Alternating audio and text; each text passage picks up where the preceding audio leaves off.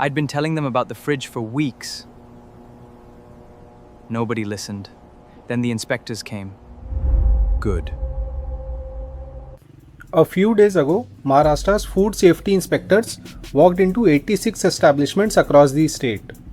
Quick commerce dark stores, the warehouses behind the quick commerce apps where you order your groceries from. And what they found was not pretty. Expired and spoiled stock. Some of it was still waiting to be delivered. Some delivery riders had no ID cards, no medical fitness records. Within days, 14 licenses were suspended. And now, think about your last grocery order. Maybe it was 11 at night. You were half asleep.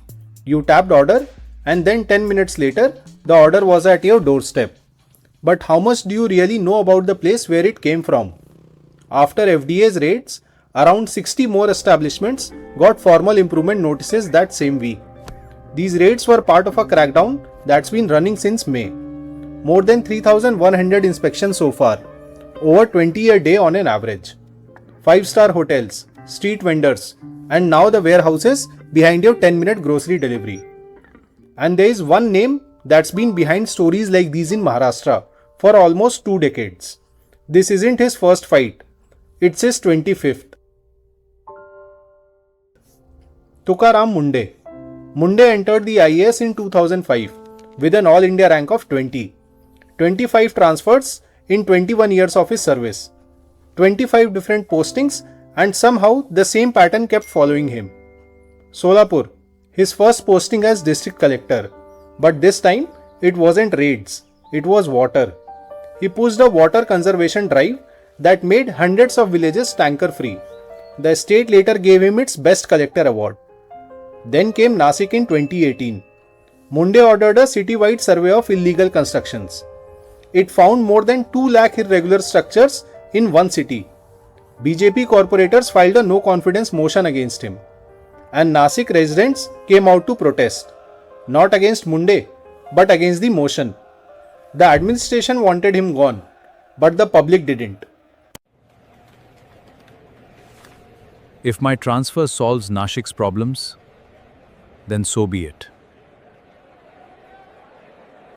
Then came Nagpur in 2020. COVID hit. He handled containment, testing, and hospital preparedness. And once again, the posting ended. Water conservation, illegal construction, a pandemic, different cities, different problems. But the ending remained same, transfer.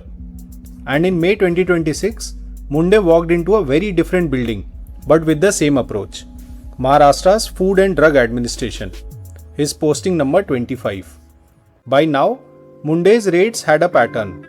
He didn't announce an inspection. He just showed up. Dark stores, hotel kitchens, Ayurvedic manufacturing units. Since May, 434 Ayurvedic manufacturing units have been inspected. And he checks the things people don't expect him to check. A delivery rider's ID card, a temperature log, a storage floor. And his enforcement doesn't just stop at the businesses selling the product. In August 2026, the FDA went after the people advertising it. Shah Rukh Khan, Ajay, Devgn, and Tiger Shroff. All 3 received show cause notices from the Maharashtra FDA. The allegation, they were part of the ads which amounted to surrogate promotion of a pan masala brand banned in Maharashtra. The FDA asked them to explain their role in the campaign.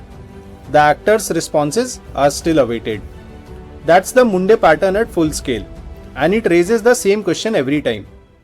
Then came a case which has put that question in very specific terms. A Pune sweets and dairy shop had its food license suspended after a food poisoning incident. 6 weeks later, the FDA inspected it again. The result?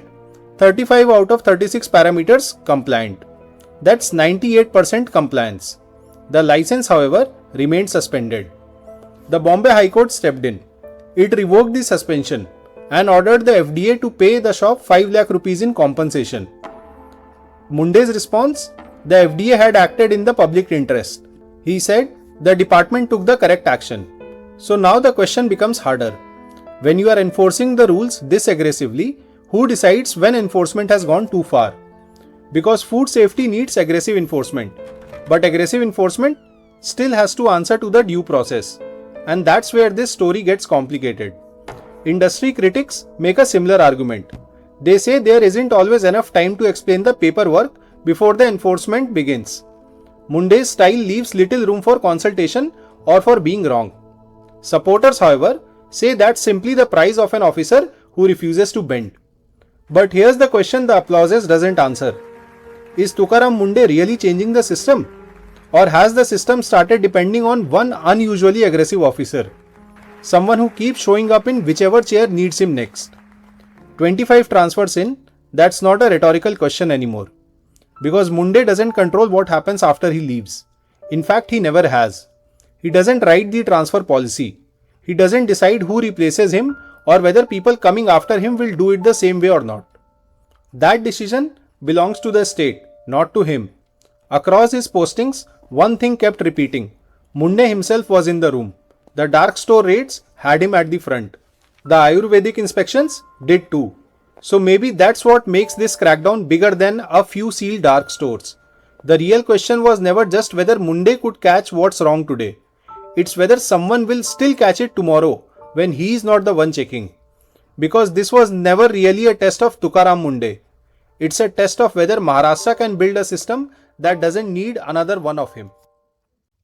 If stories of crime, power, corruption, and the people who escape justice matter to you, subscribe to Dark Decoded. New deep dives every week.